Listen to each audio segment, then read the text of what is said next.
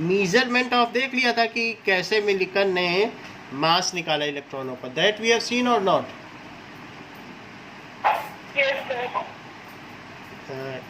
That is E by M ratio, how he has calculated. That means in this experiment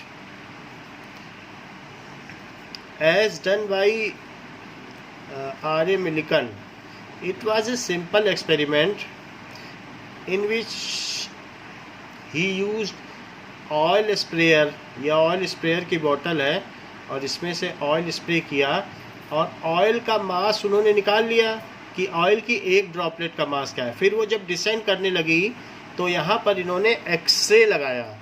सो यहाँ से इसमें से x ray इन्होंने भेजा, तो एक्सरे से यहाँ के जितने भी एयर में एटम्स थे वो आयोनाइज हो गए या मॉलिक्यूल्स आयोनाइज हो गए। सो जब ये आयोनाइज हो गए तो ये जो ऑयल ड्रॉपलेट यहाँ गिर रही है, तो इस ऑयल ड्रॉपलेट पर एक इलेक्ट्रॉन बैठ गया। ये देखो एक इलेक्ट्रॉन ऐसे बैठ गया।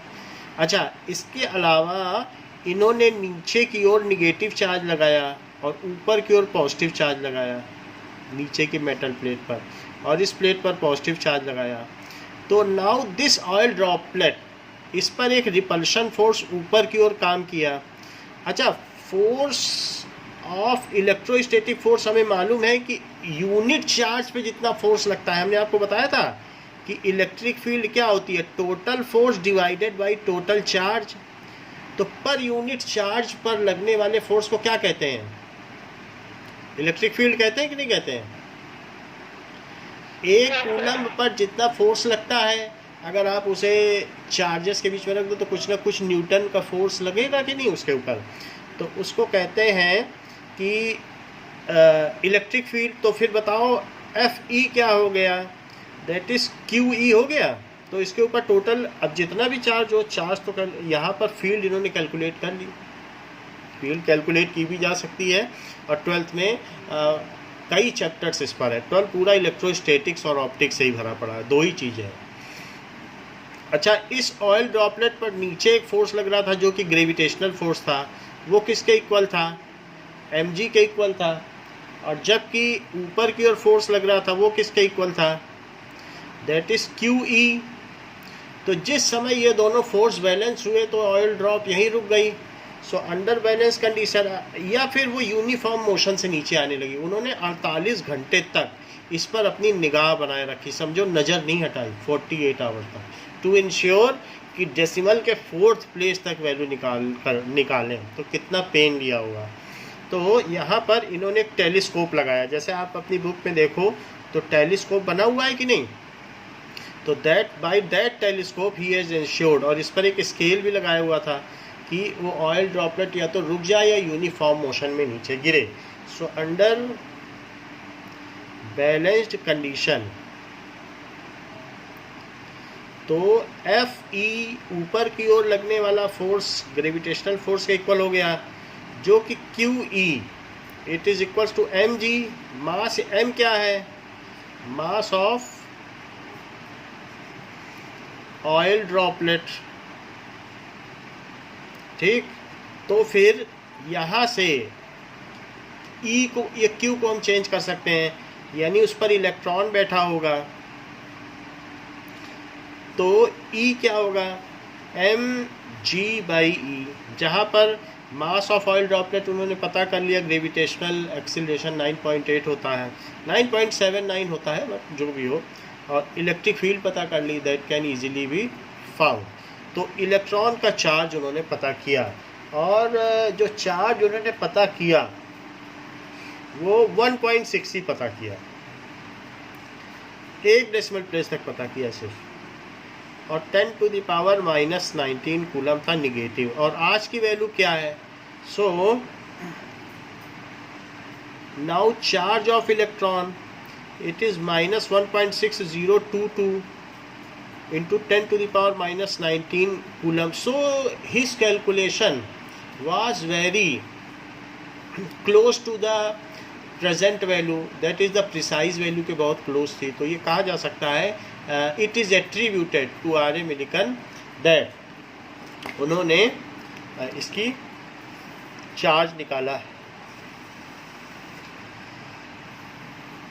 अब देखो,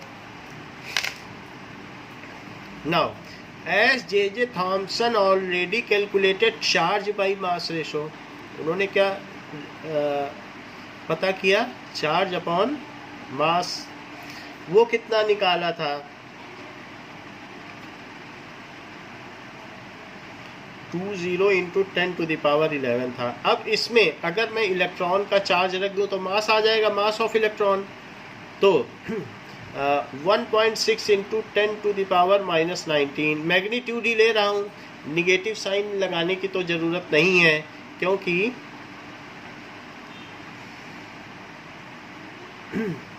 मास तो निगेटिव होता नहीं है, इसलिए ऐसा रख दिया। अब ज़रा देखो, इसको कैलकुलेट किया गया तो 9.94 इंटू 10⁻⁻31 आ गया, इतने kg।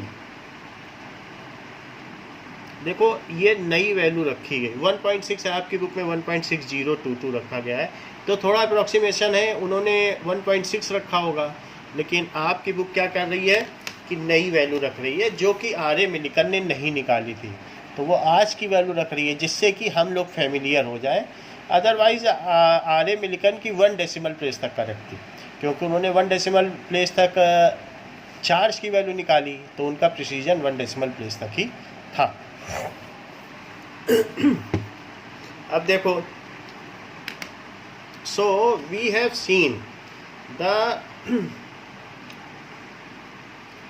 मास एंड चार्ज, ये सब हमने देख लिया कि कैसे निकाला गया है। Now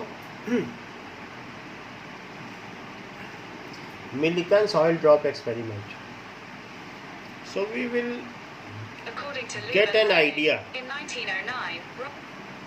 how Millikan's setup was that. इसका हम एक आइडिया पता करेंगे।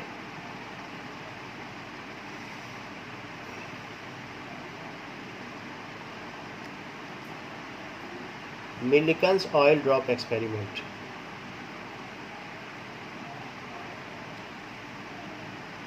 Okay. Now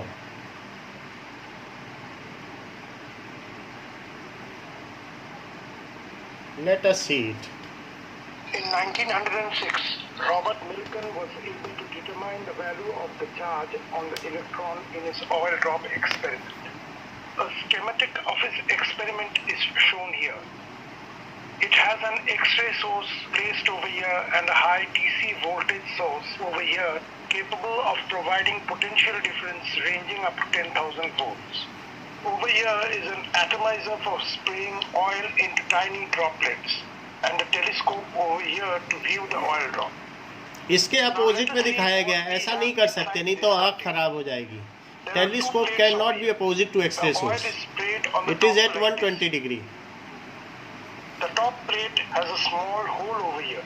This hole allows the oil drop to enter this region between the two plates. The top plate is connected to the positive terminal of the battery. The X-ray comes from here and ionizes the gas that is present over here, which in turn charges the oil drop that enter in this region. Now, अब देखो, बाकी तो वही चीज़ जो हमने आपको बताई है, और आगे की क्लास में जाओगे तो एक ड्रैग फोर्स आ जाएगा।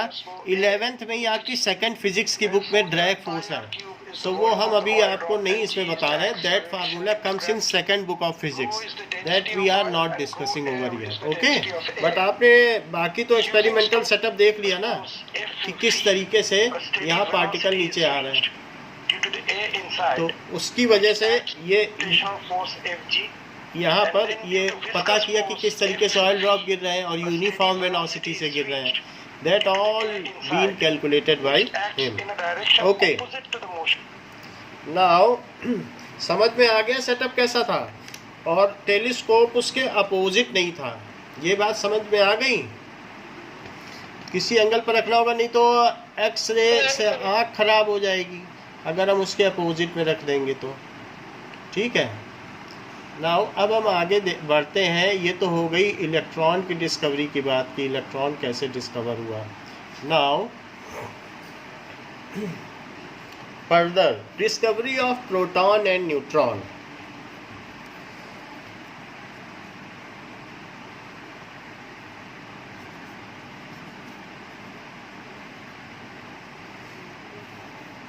तो कुछ आइडिया तो आप लोगों ने इस चीज़ का 9th में ही ले लिया था। 9th में ही आपको मैंने मोस्टली चीज़ें बता दी थी कि किस तरीके से जो प्रोटॉन है वो कैनाल रे कहलाता है। कैनाल रे का मतलब क्या है कि अगर जैसे मैंने परफोरेटेड कैथोड ले लिया, ये मेरी डिस्चार्ज ट्यूब है और डिस्चार्ज ट्यूब में कैथोड परफोरेटेड हो, इसमें बहुत सारे छोटे छोटे होल्स हों ऐसा। सो ऐसा करने पर, और यहाँ पर मैंने एनोड ले लिया, इनको ऐसे कनेक्ट कर दिया, ये निगेटिव है ये पॉजिटिव है, ऐसा हमने इसमें कनेक्ट कर दिया। अब जरा देखो, और इसके अलावा यहाँ पर मैंने जिंक सल्फाइड की एक स्क्रीन लगा दी कि जिस पर अगर कोई चीज़ गिरे, एनर्जी वाली कोई चीज़ गिरे तो उस पर सिंटिलेशन यानी चमक पैदा हो। जिंक सल्फाइड की स्क्रीन भी लगा सकते हैं, और नहीं तो फॉस्फोरस जैसा कि हमारी ट्यूबलाइट में होता है वो भी लगा सकते हैं। तो अब ये कैथोड है, कैथोड निगेटिव होता है, तो कैथोड से क्या निकले बताइए? इलेक्ट्रॉन। क्योंकि कोई भी गैस भरी जाए या कोई भी मेटल हो, ये तो वैक्यूम पंप की ओर जा रहा है। बिल्कुल सब कुछ वैसे ही रखा, सिर्फ परफोरेटेड कैथोड ले लिया गया है। And that has been done by, जैसे कि गोल्डस्टीन ने किया, तो कुछ श्रेय इसका रदरफोर्ड को देते हैं और कुछ लोग गोल्डस्टीन को देते हैं। So Goldstein has done this experiment, और इस बात का पता लगाया कि कोई एक minimum quantity of positive charge है जो कि 1.6 × 10⁻⁻19 कूलम का पॉजिटिव चार्ज रखती है। ये बात तो गोल्डस्टीन ने ही पता लगाई। अब देखो, और इसीलिए आपकी बुक में इस बात से बचा जा रहा है कि किसने इसको डिस्कवर किया। सब कुछ बता दिया गया, लेकिन ये नहीं बता रहे हैं कि किसने किया, because it is a matter of dispute. तो ठीक है, अब देखो दोनों का ही कंट्रीब्यूशन है। इसमें से इलेक्ट्रॉन निकले और इसमें हाइड्रोजन गैस भरी गई। तो जब हाइड्रोजन, वो भी हाइड्रोजन एटोमाइज्ड हाइड्रोजन भरा गया। कैसा? एटोमाइज्ड का मतलब क्या होता है? हाइड्रोजन दैट इज सिर्फ एच के एटम है। एच के एटम के सेंटर में क्या होता है बताओ? प्रोटॉन होता है, और बाहर में क्या होगा? इलेक्ट्रॉन। तो ये इलेक्ट्रॉन इस इलेक्ट्रॉन से टकराएगा तो क्या होगा? बिकॉज ऑफ हाई एनर्जी ये दोनों ही इलेक्ट्रॉन अब आगे बढ़ जाएंगे, और ये इलेक्ट्रॉन इधर बढ़ जाएगा, ये इसको भी डिग आउट कर देगा। This electron will dig out the electron of the atom. यही तो हाइड्रोजन होता है, सेंटर में एक प्रोटॉन और बाहर एक इलेक्ट्रॉन। एटमाइज हाइड्रोजन का मतलब क्या है? ये सब एच भरे हुए हैं। हाइड्रोजन H2 नहीं भरा है, इसके अंदर क्या भरा हुआ है? H। बोलो, बात समझ में आ गई? बताओ, हाइड्रोजन यही होता है कि नहीं? तो इलेक्ट्रॉन निकल गया, और इस तरीके से। तो अब ये अंदर में क्या चार्ज बचा बताइए?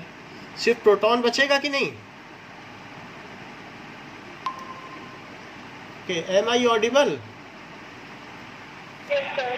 तो प्रोटॉन बच गया। जब इलेक्ट्रॉन, इसमें से निकलने वाले इलेक्ट्रॉन ने कैथोड रे ने इसको हिट किया, तो अब ये जो प्रोटॉन बचा, ये इन होल से होता हुआ इधर आ गया। ये सब प्लस चार्ज इधर आ गए, क्योंकि जितने एटोमाइज हुए। और उसने यहाँ पर क्या प्रोड्यूस किया? सिंटिलेशन प्रोड्यूस किया, चमक पैदा की। सो इससे पता चला कि there is something which is positive also which comes out of this perforated cathode.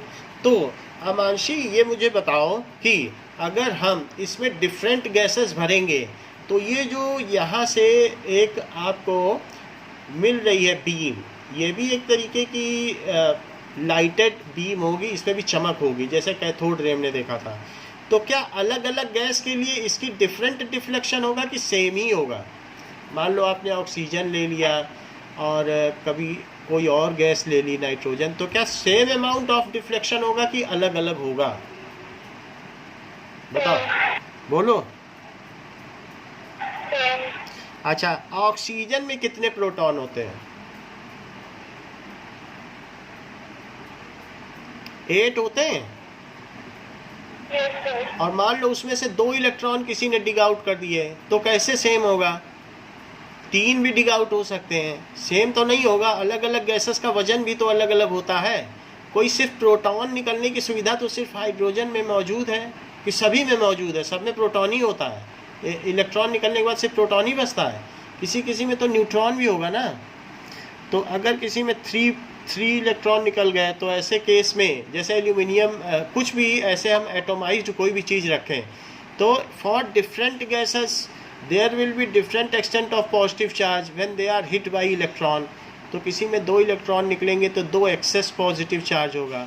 So canal रे की क्या प्रॉपर्टी है कि for different gases there will be different amount of deflection in gases को। ये भी बीम होगी और सब कुछ वैसा होगा। अगर इसमें आप क्रॉस रख दो तो उसकी शेडो भी बनेगी।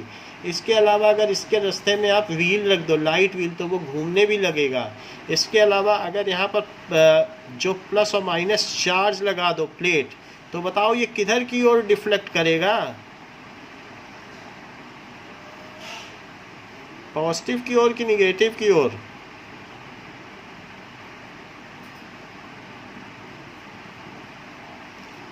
रिस्पॉन्ड करिए जल्दी, बोलो।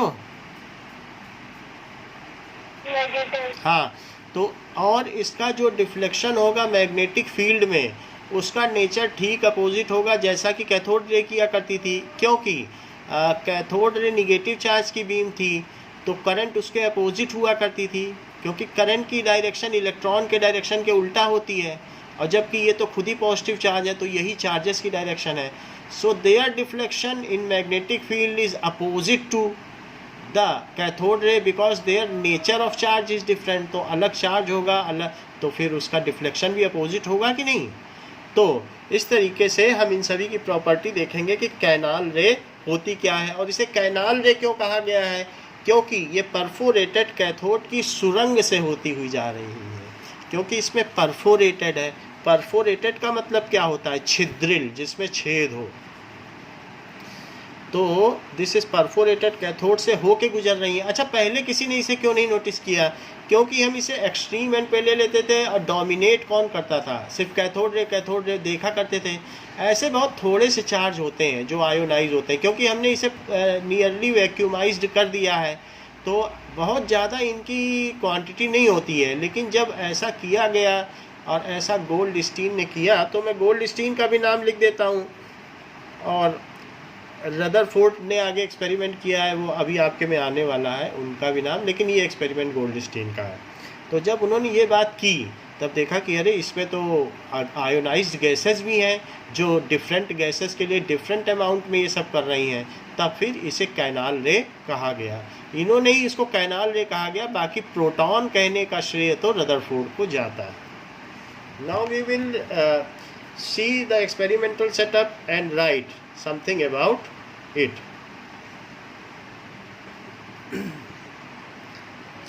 Canal rays.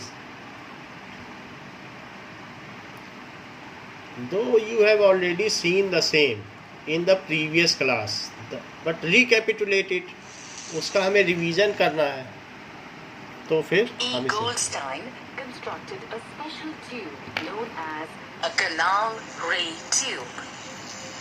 These tubes usually have 2 chambers, which are separated by a perforated metallic disc severed as cathode of the discharge tube.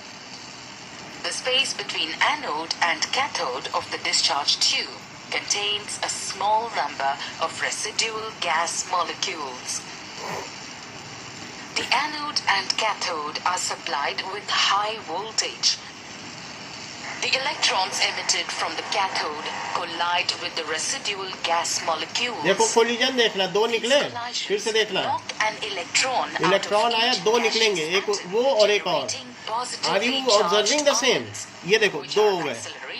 towards the cathode and they pass through और जो the positive holes charge in है the वो उधर cathode, गया और उसने scintillation पैदा किया, producing a यहाँ beam सिंटिलेशन of होगा। positively charged फिर से particles देखो on the back of the ये cathode. सिंटिलेशन, और यहाँ देखो क्या हो रहा है, 1 2 निकालता है।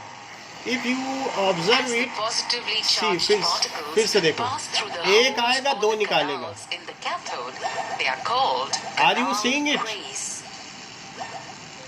1 से 2 निकलता है, तो ये चीज है। Okay, W. Wien So, succeeded in that deflecting the means- canal rays.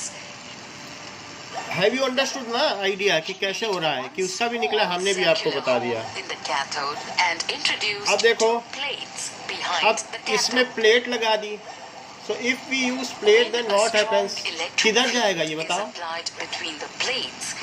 Negative की positive? towards the negative electrode. Negative क्यों जा So रहा है? that these are positively charged particles. ये चीज वीन ने पता करी, और प्रॉपर्टी अलग अलग लोगों ने पता की है, ये वीन ने पता की। वीन्स डिस्प्लेसमेंट लॉ अगले पेज पे आने वाला है। ओके, तो बात आपको समझ में आ गई है कि क्या क्या है। Now let us write the properties of cathode रे।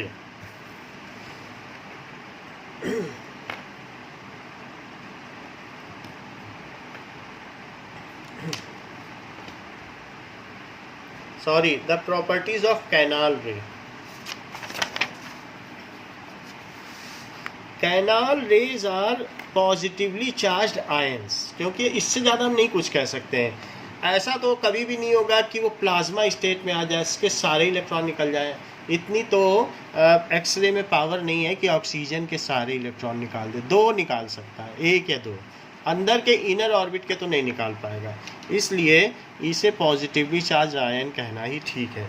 सो गामा रेज में ये प्रॉपर्टी होती है कि सबको निकाल दे, इसीलिए सन को प्लाज्मा स्टेट कहा जाता है, क्योंकि वहाँ पर पूरी तरीके से निकाल दिया जाता है ना। अब हम देखेंगे properties of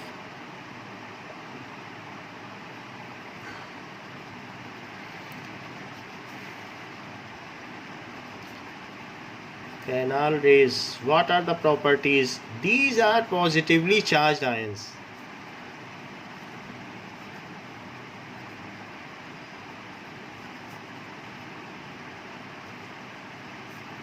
Ions which move through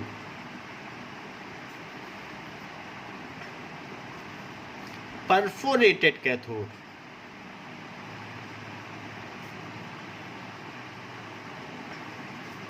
In cathode ray discharge tube.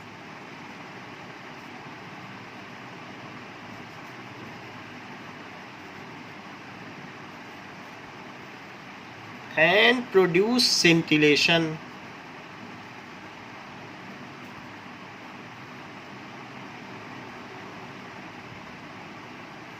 on zinc sulfide coated glass screen.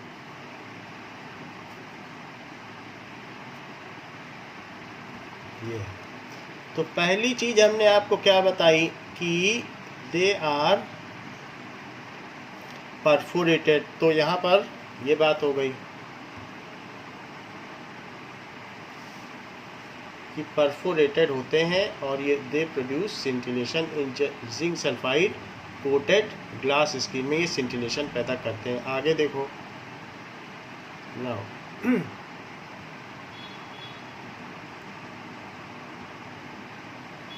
Okay, second point क्या है? सो दे पॉजिटिवली चार्ज आयंस होते हैं, सो दे आर ये भी बीम होते हैं, so these are illuminated. Energy का अलग अलग है, जैसा आप वोल्टेज लगाओगे कभी ब्लू हो जाएंगे कभी ग्रीन हो जाएंगे। 10,000 वोल्ट लगा रहे हो कि 5,000, कैथोड रे के हिसाब से ये वेरी करता है कि कितनी एनर्जी इनमें होगी। इल्यूमिनेटेड बीम विच, ठीक है, चूंकि उसमें से बड़ी तेज़ी से निकले हैं, तो विच ट्रैवल इन स्ट्रेट लाइन। अब किसी चीज़ में से आप कॉलीमेशन करा दो, परफोरेशन से निकाल दो, तो सीधे ही चलेंगे। विच ट्रैवल इन स्ट्रेट लाइन, तो illuminated beam which travel in straight line and bend towards negative plate in electric field and in opposite direction to cathode ray if in magnetic field in opposite direction to cathode ray। Cathode ray magnetic field में जहाँ मुड़ा करती थी, ये ठीक उसके विपरीत मुड़ा करते हैं इन मैग्नेटिक फील्ड, क्योंकि इनका चार्ज उल्टा होता है, चार्ज अपोजिट होता है।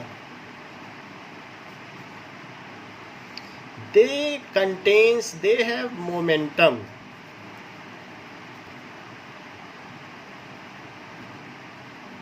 And energy, momentum and energy होती है, तो they have momentum and energy, so can rotate light weight kept in its path, they cast shadow if something is kept in its path, ये अपनी छाया बनाते हैं, shadow बनाते हैं। they cast shadow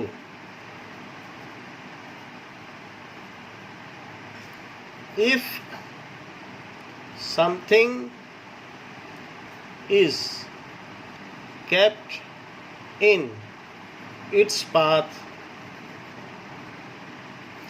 अच्छा, ज़्यादा चार्ज होगा तो ज़्यादा डिफ्लेक्शन होगा कि कम चार्ज होगा तब ज़्यादा डिफ्लेक्शन होगा? बताओ। आपने फील्ड लगा दी, किसके केस में ज़्यादा डिफ्लेक्शन होगा? मान लीजिए एक में 3 चार्जेस हैं और फील्ड लगी हुई है और एक सिंगल चार्ज है, तो कौन ज़्यादा डिफ्लेक्ट करेगा? ये बताइए। सिंगल चार्ज वाला ज़्यादा डिफ्लेक्ट करेगा कि 3 वाला? जवाब दिया करो। हाँ, क्योंकि इसमें ज़्यादा अमाउंट ऑफ चार्ज है तो इसमें ज़्यादा डिफ्लेक्शन है, और सिंगल वाला होगा तो ये सिंगल है तो दैट इज़ सिंगल चार्ज में उतना फोर्स नहीं लगेगा, क्योंकि जो फोर्स होता है वो QE पर होता है, तो वो उतना नहीं लगेगा, लेकिन इस पे ज़्यादा लग जाएगा। अच्छा, मास के ऊपर भी है। कोई अगर ट्रक पे उतना ही फोर्स लगाओ, धक्का दो तो ट्रक मुड़ जाएगी, कि अगर मोती पे धक्का दो, मान लो मोती और फुटबॉल है, तो अगर वही फोर्स दो तो फुटबॉल जल्दी मुड़ेगी कि मोती को अगर फिंगर से फ्लिक करो तो मुड़ जाएगी जल्दी। उसी फोर्स में किस में ज़्यादा डिफ्लेक्शन होगा, हल्के मास में कि भारी मास में? हाँ, तो इस तरीके से उन्होंने ये बात पता लगाई कि अगर हम हाइड्रोजन रखें तो उसमें जो डिफ्लेक्शन हो रहा है, इट कैन बी कंक्लूडेड कि उसका मास कम है, उस पर सिंगल चार्ज है, तो उसके बेसिस पर उन्होंने ये सब चीज़ें कंक्लूड की। एक बार चार्ज के बेसिस पे देखा, एक बार मास के बेसिस पे, और अल्टीमेटली ये बात कंक्लूड कर ली कि the minimum possible charge exist for ions of hydrogen. Ions of hydrogen तो प्रोटॉन ही हुआ। So the nature of deflection किस पे डिपेंड करता है? नेचर ऑफ डिफ्लेक्शन, ठीक है, ये आपका 4th पॉइंट है कैनाल रे का। The nature of deflection depends on gas field, कि कौन सी गैस इसमें फील्ड है, ठीक है। ये कहीं लिखा हुआ है, इसमें देख लेना कहाँ लिखा है। 4th पॉइंट तो नहीं है, ये 2nd पॉइंट है। डिपेंड ऑन 2nd पॉइंट है, डिपेंड, हाँ 2nd पॉइंट है। The nature of deflection depends on a type of gas filled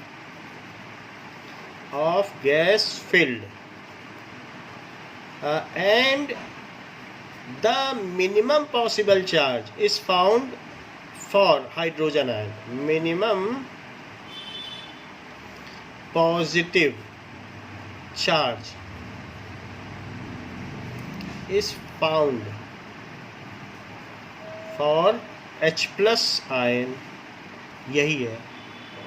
बाकी नाम तो जो प्रोटॉन पढ़ा है तो वो कैसे पढ़ा है, प्रोटियम, ड्यूटीरियम और ट्राइटियम से प्रोटॉन, ड्यूट्रॉन और ट्राइटॉन पढ़ा है।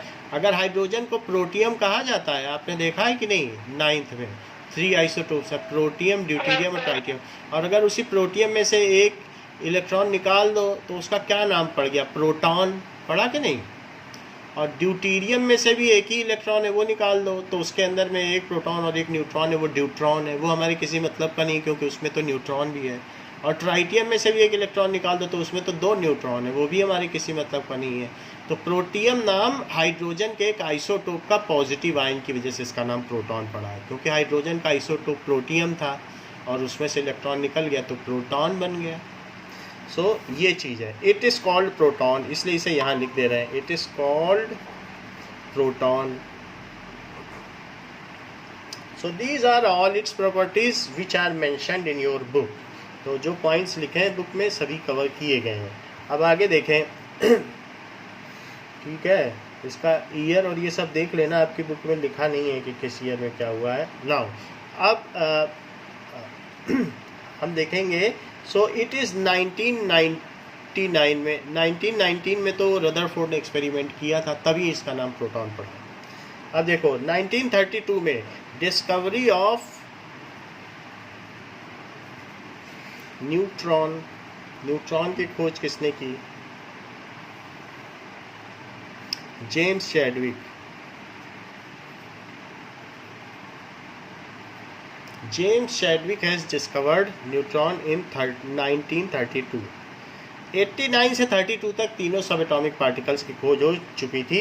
इन्होंने क्या किया कि थिन शीट ऑफ बेरिलियम पर जब इन्होंने न्यूट्रॉन का बम्बार्डमेंट किया, ये अच्छा, कई बार ऐसा भी हुआ कि कुछ ऐसे भी पार्टिकल्स इसमें निकले इसी कैथोड रे में जो न कहीं जा रहे थे पॉजिटिव की ओर निगेटिव की ओर, वो कहीं नहीं जा रहे थे, तो फिर उन्हें कहा गया they are not neither deflecting towards positive plate nor negative plate. तो ऐसे चीज़ों को न्यूट्रल कहा गया।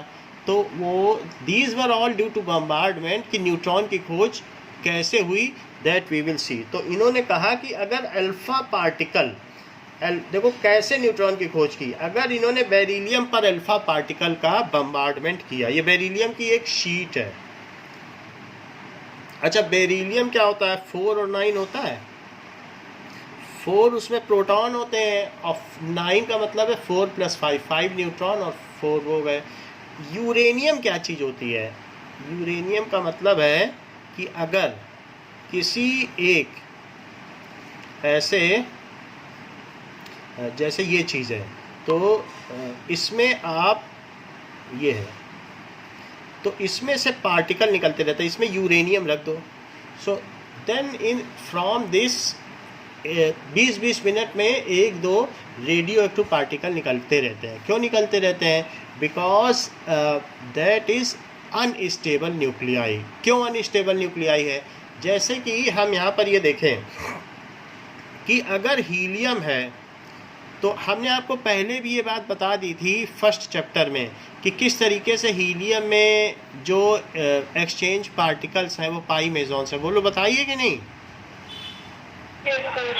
तो वहाँ पर 4 प्रोटॉन होते हैं, न्यूट्रॉन नहीं होता हीलियम में, और 2 पर पाई मेजॉन्स बैठे रहते हैं और उसको न्यूट्रॉन बना देते हैं। फिर जब दूसरा भागने लगता है तो वो उस पर बैठ जाते हैं, फिर उसे न्यूट्रॉन बना देते हैं, फिर ये भागने लगता है तो इस पर बैठ जाते हैं। यानी निगेटिव पाई मेजॉन्स बैठे रहते हैं जिनका कि मास इलेक्ट्रॉन के मास से 137 टाइम्स लेसर होता है। और ये एक्सचेंज क्या करते हैं, 1 सेकंड में 10⁸ टाइम्स से अदलते बदलते रहते हैं। और ये किसी भी न्यूक्लियस को बाइंडिंग पार्टिकल्स है, बांध के रखते हैं। How ever in case of bigger nucleus it is impossible for them to control it, so there is a spontaneous decay of positive charge या अल्फा पार्टिकल या बीटा पार्टिकल। तो spontaneous decay इनमें होता रहता है। अल्फा पार्टिकल का मतलब क्या होता है कि अगर 2 प्रोटॉन और 2 न्यूट्रॉन ये मिल करके इसमें से निकल जाएंगे जिससे कि इसको स्टेबिलिटी मिले, क्योंकि यूरेनियम की बात देखो तो उसके सेंटर में 92 प्रोटॉन है जो कि काफ़ी ज़्यादा है, और इसके अलावा 235 का मतलब है कि 143 न्यूट्रॉन और 92 प्रोटॉन। तो आप समझ सकते हैं इतने न्यूट्रॉन मिल करके भी 92 प्रोटॉन को बचा नहीं पा रहे हैं, और उसमें से स्पॉन्टेनियस डीके हो रहा है अल्फ़ा पार्टिकल्स का। What is alpha particle? अगर आप देखें इसके नेचर को तो ये हीलियम का न्यूक्लियस ही है। तो अगर मैं यहाँ पर एक यूरेनियम रख दूँ और यूरेनियम को किसी डिब्बे में बंद कर दूं, क्योंकि इसके अगर अल्फ़ा पार्टिकल के रेडिएशन हम लोगों के ऊपर एक भी पड़ गए तो उससे क्या होगा, मौत निश्चित है। तो अल्फ़ा पार्टिकल 20-20 मिनट में निकलने लगेगा। अब बेरिलियम पे इसका बम्बार्डमेंट किया, ऐसा जेम्स चैडविक ने किया। So when alpha particles are bombarded they are of high velocity. Alpha particles are that is bivalent helium nucleus. अगर उसके दोनों इलेक्ट्रॉन निकाल दिए जाए तो यही 2 प्रोटॉन और 2 न्यूट्रॉन बचेंगे। सो अल्फ़ा पार्टिकल के बारे में बता देता हूँ। Are bivalent cation of helium nucleus. तो ये चीज़ होती है, ठीक है। It consist of 2 proton and 2 neutron. तो 2 प्रोटॉन होंगे और इसमें 2 न्यूट्रॉन होंगे, और उन्होंने बेरिलियम की शीट पर इसकी बम्बार्डमेंट की। तो क्या हुआ होगा, अब जरा देखें, इसकी वजह से ये जो बेरिलियम है ये कार्बन में बदल गया। इट इज़ कन्वर्टेड, ये काला पड़ गया बिल्कुल कोयले की तरह, ये कार्बन में बदल गया। कार्बन क्या होता है, 6 और 12।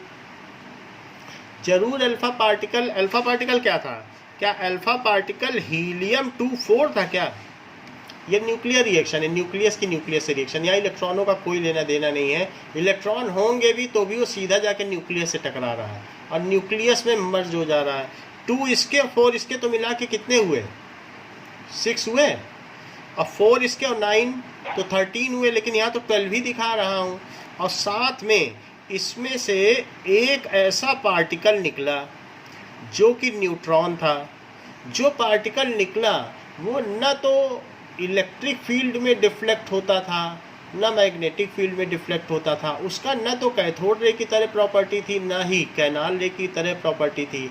तो चार्जेस की तरह वो बिहेवियर नहीं करता था, इस वजह से इसको न्यूट्रल कहा गया या फिर न्यूट्रॉन कहा गया, इस तरीके से। तो इसकी रिएक्शन क्या बनी जो चैडविक ने डिस्कवरी की, इसमें इन्होंने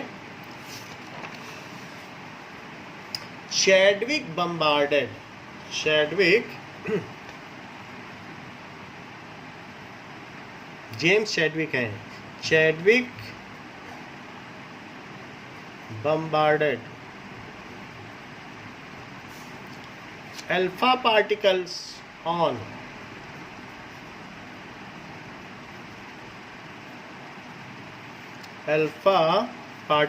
ऑन बेरिलियम शीट। जैसा बुक में लिखा है बिल्कुल वही लिख रहा हूँ, दैट बेरिलियम शीट्स। तो बेरिलियम शीट पे इन्होंने बम्बार्डमेंट किया। बेरिलियम इट कन्वर्टेड इनटू, ये किस में कन्वर्ट हो गया, it converted into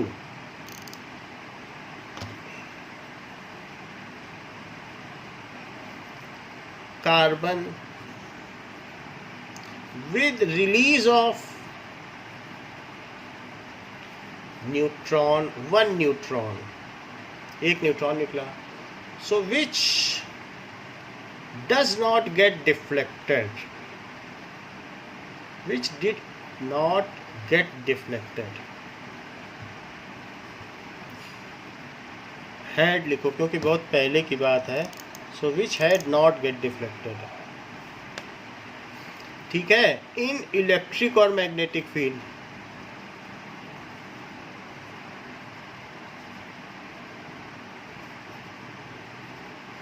this indicates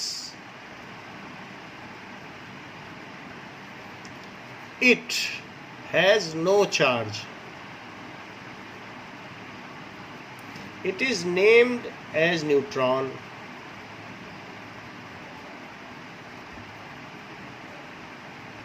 इसका नाम न्यूट्रॉन दिया गया।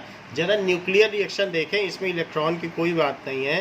तो हीलियम के अंदर से ये अपने आप जो पार्टिकल निकल रहे थे, अल्फ़ा पार्टिकल 20-20 मिनट में, वो उस पर गिरे बेरिलियम पर गिरते ही जो इन्होंने इससे न्यूक्लियस टकराया तो दोनों न्यूक्लियस फ्यूज़ हो गए और उन्होंने एक स्थायी कार्बन परमाणु का निर्माण किया। They have created a very stable carbon atom of atomic number 6 and mass number 12 with release of one neutron. If you calculate the total mass number, here it is 13 and here it is also 13. However, atomic number is also total sum equal on both sides.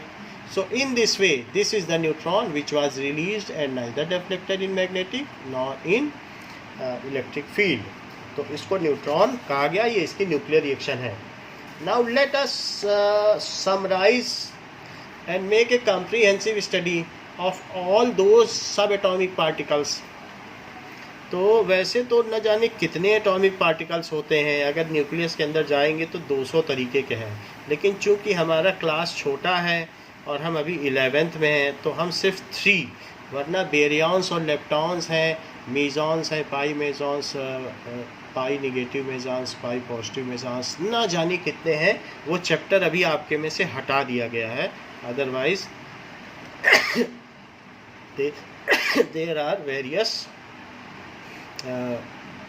types of subatomic particles. Now their name, तो electron, proton and,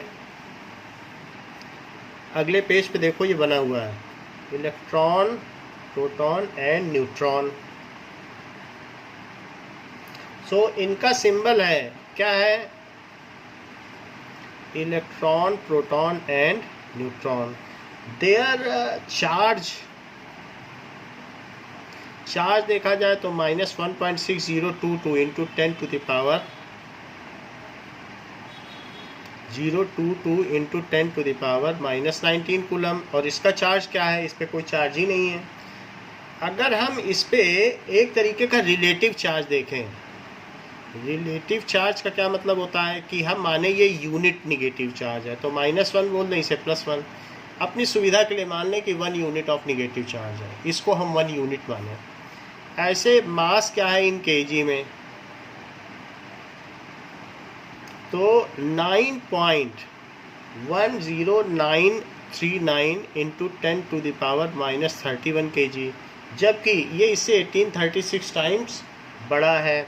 और 1.67262 ये exact मास है, -27, तो बहुत बड़ा है। अगर आप देखें तो अगर प्रोटॉन इतना बड़ा है तो इलेक्ट्रॉन सिर्फ ये है, इससे ज़्यादा बड़ा नहीं। जो डॉट हमने रखा यही है बस इलेक्ट्रॉन, और ये प्रोटॉन है। और जहाँ तक न्यूट्रॉन की बात है तो ये इस पर बैठ जाए तो न्यूट्रॉन बन जाए, क्योंकि इस पर बैठ जाए बस न्यूट्रॉन बन जाए, यही न्यूट्रॉन हो गया।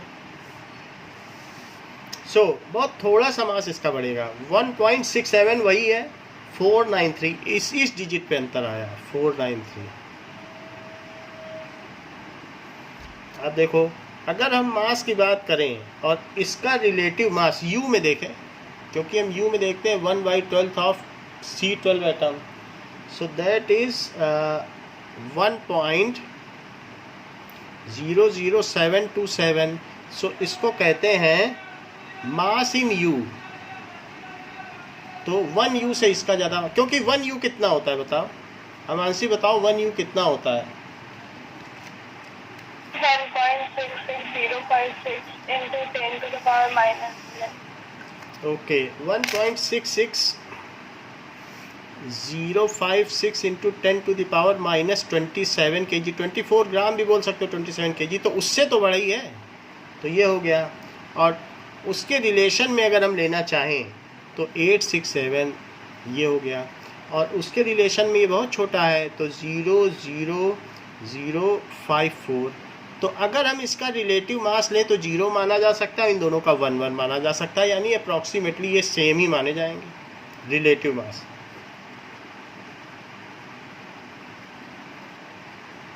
ये चीज हो गई। तो that we have seen about their relative mass. Now, when the subatomic particles were discovered, then there was a need how these subatomic particles are structured within atom. अब ये अगर ये 3 सबएटॉमिक पार्टिकल हैं तो रहते कैसे हैं और कैसे स्टेबल रहते हैं अपोजिट चार्ज, ये कोलैप्सी क्यों नहीं हो जाते सेंटर में, और होते क्यों नहीं चले जाते, तो एनिहिलेट क्यों नहीं हो जाते, मिलके नष्ट क्यों नहीं हो जाते। तो बहुत सारे प्रश्न हमारे माइंड में हैं। So when all the sub atomic particles were discovered, then there was a need to find how they are structured inside atom.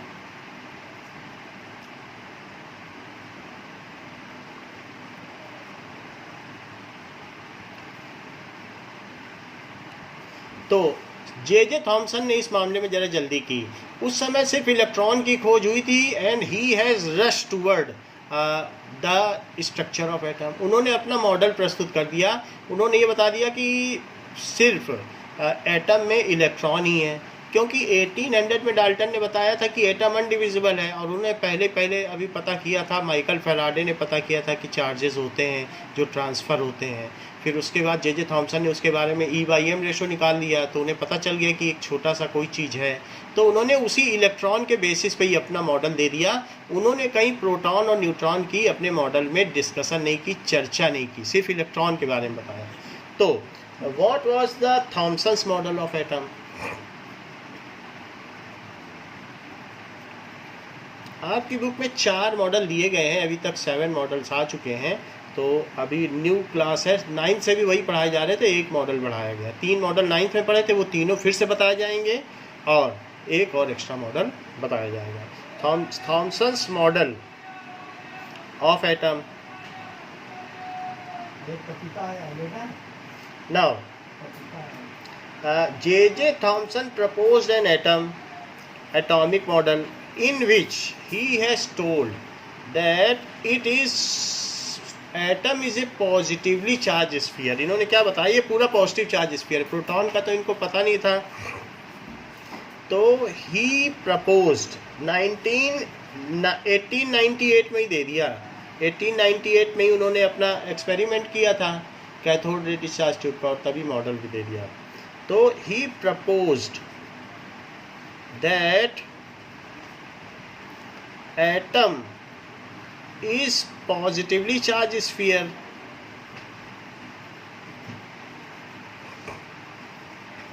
बस उन्होंने स्फीयर बोल दिया कि पॉजिटिव, पूरा पॉजिटिव है, जैसे तरबूज है। पॉजिटिव को उन्होंने पार्टिकल नहीं बताया प्रोटॉन की तरह, बस स्फीयर है। एंड इलेक्ट्रॉन की तो चूंकि उन्होंने खोज कर ली थी, in which electrons are embedded in it, in which electrons are embedded, जिसमें है एंड टोटल निगेटिव चार्ज। पहली बात बताई कि atom is a positively charge sphere जिसमें इलेक्ट्रॉन एम्बेडेड है, ये पॉजिटिवली चार्ज स्फीयर है।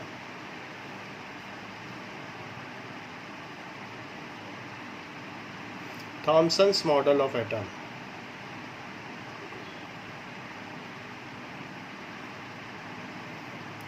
और दूसरी बात क्या बताई कि total positive charge of atom is equal to total negative charge of electron, so atom is electrically neutral as a whole.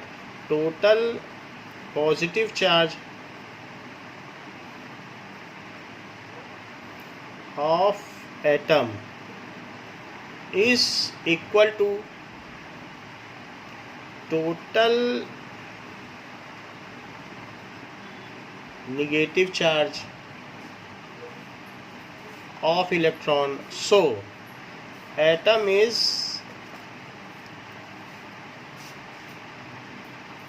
Electrically neutral as a whole.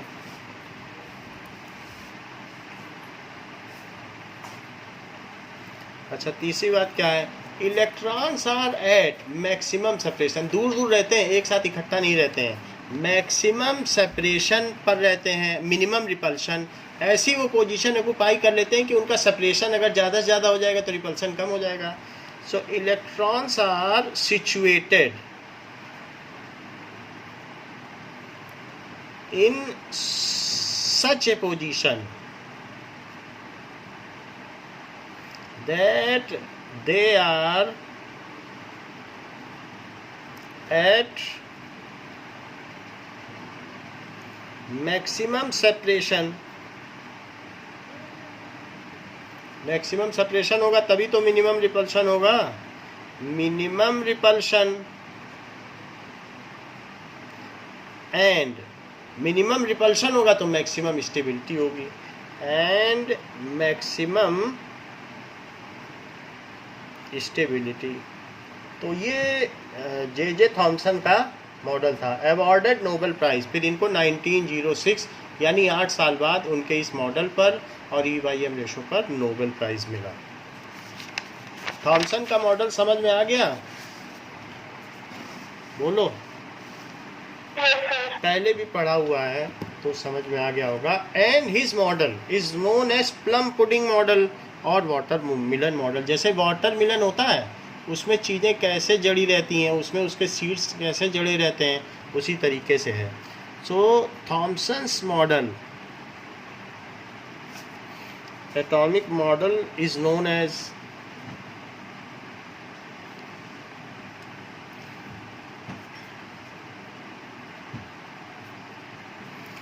Water Milan model.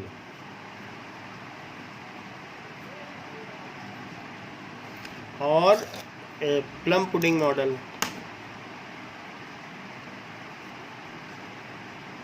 Plum in pudding, खीर में खजूर।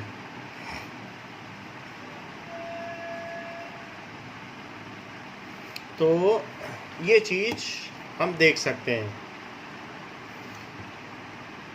Thomson's atomic model. According to Khan Academy, Thomson's experiments Now, with cathode you ray can see कि इनका जो model है वो किस तरीके से रिजेंबल करता है।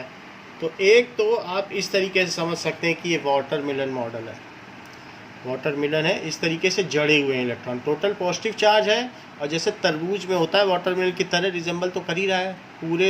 It is disseminated dispersed, all the seeds are dispersed in watermelon. या फिर आप ऐसा भी समझ सकते हैं कि इस तरीके से भी समझ सकते हैं, it is like this plum in pudding. जैसे केक खाते हैं तो केक किस तरीके से होता है, इसी तरीके से होता है, उसमें बहुत सारे रेजिन्स होते हैं, किशमिश है, खजूर है, ऐसा होता है कि नहीं। So it is Thomson's model of atom. अच्छा, थॉमसन्स मॉडल ऑफ एटम के आने के बाद क्या हुआ कि रॉइंगटन ने एक एक्सपेरिमेंट किया। आप अपने ग्रीन कलर वाला जो एक अलग से बॉक्स बना हुआ है उसमें पढ़ो, तो रॉइंगटन ने भी कुछ और एक्सपेरिमेंट किया।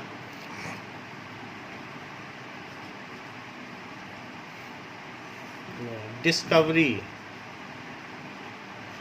Of X-ray. तो उन्होंने क्या किया कि जैसे कि अगर इलेक्ट्रॉन किसी मटेरियल पर स्ट्राइक करें, मान लीजिए कि मैं इस तरीके से करूं ये, और ये तिरछा कर दो, ठीक है, और इसमें ये दैट इज पॉजिटिव और ये निगेटिव कैथोड है, तो हमने 45 डिग्री पर एनोड कर दिया। यानी जो हमारी पॉजिटिव प्लेट थी उसको मैंने 45 डिग्री पे किया। यहाँ पर जब बीम टकराई इस पर, और इतना ज़्यादा वोल्टेज रखा 10,000 वोल्ट, तो इसने इनर इलेक्ट्रॉन को भी निकाल दिया, और वो भी ये गोल्ड का रखा, सामान्य नहीं, 79, जिसमें 79 प्रोटॉन और 79 इलेक्ट्रॉन थे।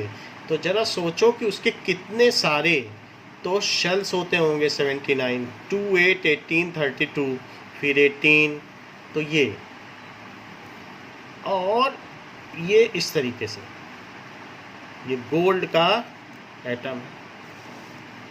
अच्छा, तो जो इसमें से इलेक्ट्रॉन निकला उसमें इतनी स्पीड आ गई क्योंकि हमने 10,000 वोल्ट रखा, तो 10,000 वोल्ट रखने पे वो बड़ी तेज़ी से इसकी ओर दौड़ा, और दौड़ते ही उसने छोटा मोटा काम नहीं किया, उसने इस अंदर वाले इलेक्ट्रॉन को शिकार बनाया अपना, और यहाँ से आया और इसको डिग आउट कर दिया। डिग आउट करके खुद भी बाहर निकल गया और उसको भी निकाल दिया। तो 2 इलेक्ट्रॉन अलग अलग निकल गए। इनर कोर इलेक्ट्रॉन को इसने निकाल दिया, न्यूक्लियस तक तो नहीं पहुंच पाया, लेकिन इनर कोर इलेक्ट्रॉन को निकल दिया। अब यहाँ एक खाली जगह बच गई, तो उसको भरने के लिए बाहर का इलेक्ट्रॉन दौड़ पड़ा। अच्छा, बाहर वाले से अगर अंदर इलेक्ट्रॉन दौड़े तो बताओ बाहर ज़्यादा स्टेबिलिटी है कि अंदर? कौन ज़्यादा स्टेबल है? जो प्रोटॉन के पास है वो ज़्यादा स्टेबल है कि जो दूर है? पास, क्योंकि अगर आयोनाइजेशन होता तो बाहर वाले भाग जाते, अंदर वाले को कोई नहीं भगा पाता। तो जैसे ही बाहर का इलेक्ट्रॉन अंदर गया, जैसे ऊपर से कोई चीज़ नीचे गिरती है तो उसमें से कुछ ना कुछ एनर्जी साउंड और हीट के रूप में रिलीज होती है कि नहीं? हम देखते हैं कि नहीं कोई चीज़ जब गिरती है। तो वैसे ही आउटर इलेक्ट्रॉन जब इनर शेल में गया तो एक पैकेट ऑफ फोटॉन रिलीज हुआ। क्या चीज़ रिलीज हुई? फोटॉन। और उसमें इतनी एनर्जी थी कि वो हम अपनी आँखों से नहीं देख सकते। एक्सरे को देखा जा सकता है, जब हमारा एक्सरे होता है तो आप देख पाते हो कि एक्सरे आया और उसने हमारा एक्सरे लिया। ऐसा कभी हो पाता है क्या? हमको तो नहीं दिखाई पड़ता। अवर eyes can not sense beyond certain range of ultraviolet तक तो देख नहीं सकती हैं, तो फिर एक्सरे कहाँ से देखेंगी? तो इसमें जब वो बम्बार्डमेंट हुआ तो उसमें से एक ऐसी बीम निकली जो कि नाम तो उन्होंने बाद में दिया, लेकिन उन्होंने देखा कि ये जो बीम निकली ना वो पॉजिटिव टर्मिनल की ओर डिफ्लेक्ट हो रही है ना निगेटिव टर्मिनल की ओर डिफ्लेक्ट हो रही है, और उसमें बहुत सारी एनर्जी है, और उसमें कोई इस तरीके के पार्टिकल भी नहीं पाए गए, ना ही उसमें न्यूट्रॉन की तरह कोई वजन है। अब लाइट के पार्टिकल फोटोन में कहाँ इतना वजन होता है? दे आर वेरी, वो एनर्जी का पैकेट है ना, तो एनर्जी का मास उतना थोड़ी ना होगा। फोटोन किस चीज़ का पैकेट है बताओ? एनर्जी का है। तो उसका मास अभी हम 2-4 पेज के बाद निकालेंगे, बुक में निकाला गया फोटोन का मास कितना होता है, फिर भी है तो बंडल एनर्जी का है। तो E = mc² के हिसाब से निकाला जा सकता है, आइंस्टीन की मास एनर्जी थ्योरी के हिसाब से। बट ये जो यहाँ से निकला तो उन्होंने देखा ना तो ये न्यूट्रॉन है, ना प्रोटॉन है, ना इलेक्ट्रॉन है, ये कहीं डिफ्लेक्ट ही नहीं हो रहा। अब एनर्जी का पैकेट क्या प्लस माइनस की ओर डिफ्लेक्ट होगा क्या? बताओ। तो उन्होंने कहा पता नहीं ये कौन सी रे है, तो उन्होंने कहा जरूर ये XYZ कोई रे है। अब जैसे हम लोग कहते हैं वो कोई XYZ है, मालूम ही नहीं, अननोन है, तो XYZ बोला उन्होंने, रे हमें मालूम नहीं है। तो उन्हीं XYZ के नाम पे इसका क्या नाम पड़ गया? एक्सरे। तो एक्सरे की उन्होंने कैसे खोज की? इसी तरीके से खोज की। सो अब जरा इसमें पढ़ो। तो William Royston showed that when electron strike a material in cathode ray tube produce ray which cause fluorescence in fluorescent material, और इन्होंने ट्यूब से बाहर निकलकर फ्लोरेसेंट ट्यूब में भी, यहाँ पर अगर जिंक सल्फाइड की स्क्रीन रखी जाए, इसको पार करते हुए ग्लास को पार कर गए। तो अब ग्लास को पार कर जा रहे हैं तो जरूर इनमें बहुत एनर्जी है। अब जब एक्सरे को देखो वो हमारी बॉडी को पार कर जाती है, और बॉडी को पार करके हमारे बोन तक पहुंच जाती है। अच्छा, गामा रे को देखो तो वो हमारे बोन को भी पार कर जाती है। सबसे ज़्यादा तो एनर्जी गामा रे में है, उससे कम एक्सरे में है, तो एक्सरे बोन को नहीं पार कर पाती। तो ये जो एक्सरे निकली ये ग्लास को पार कर गई। अभी तक तो कैथोड रे और कैनाल रे ने ऐसा कमाल नहीं दिखाया था, वो ग्लास को नहीं पार कर पा रही थी, वो ग्लास पे ही टकरा कर नष्ट हो जा रही थी, लेकिन एक्सरे ने पहली बार किया। सो बुक भी कह रही है they came out of the glass and if there is some fluorescent screen then they produced scintillation on it। तो उन्होंने कहा इसमें जरूर ज़्यादा एनर्जी है, and he in this way make it unknown packet of energy and named X-ray। so when क्या चीज़ की? William Royston भारी मेटल लेना होगा, लाइट में नहीं होगा ये। Wilhelm,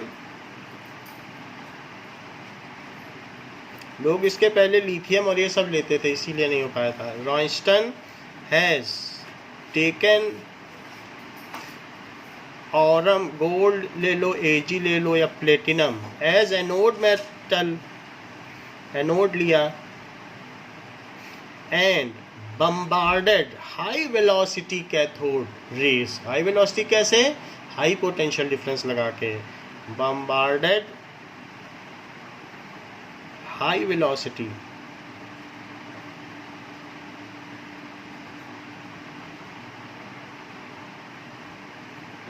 cathode ray on it, then it produced, तब इसने क्या प्रोड्यूस किया?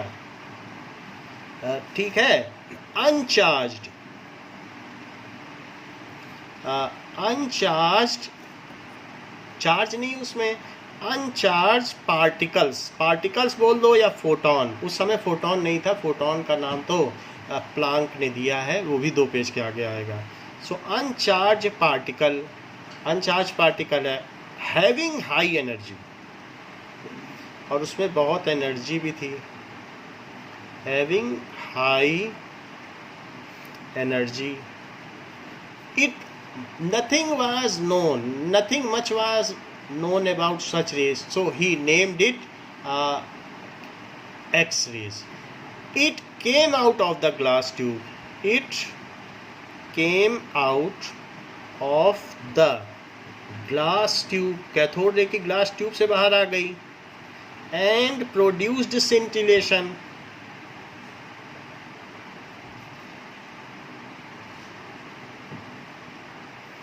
in it, इसमें scintillation प्रोड्यूस किया। nothing much was known about it and it was dissimilar with subatomic particles। ना तो उनकी तरह इसका मास था, मास स्पेक्ट्रोग्राफी टेक्निक है जिसमें कि धुएं के बादल की तरह एक हम बॉक्स में डालते हैं तो पता चल जाता है कि इसका क्या मास है, वैसा इसका मास भी नहीं था। तो इलेक्ट्रॉन के मास से भी ये हजारों गुना हल्का मास होता है। एनर्जी के पैकेट का कितना मास होगा? तो इस तरीके से nothing much was known about it, इसके इतनी एनर्जी है लेकिन मास समझो बहुत कम है, known about it. So it was named as X-rays, इसलिए इसे एक्स-रेज का नाम दिया गया। ठीक है, तो ज़्यादा इसके बारे में पता नहीं था तो इन्होंने, रॉयस्टन ने एक्स-रेज की डिस्कवरी की। सो इसमें क्या पता चलता है? They have high penetrating power. तो हम भी देखते हैं कि एक्स-रेज से क्या होता है कि जो हम लोग का सामान होता है वो स्कैन होता है कि नहीं रेलवे स्टेशन पे, तो उससे पता चल जाता है कि सूटकेस के अंदर क्या है। तो it has high penetrating power.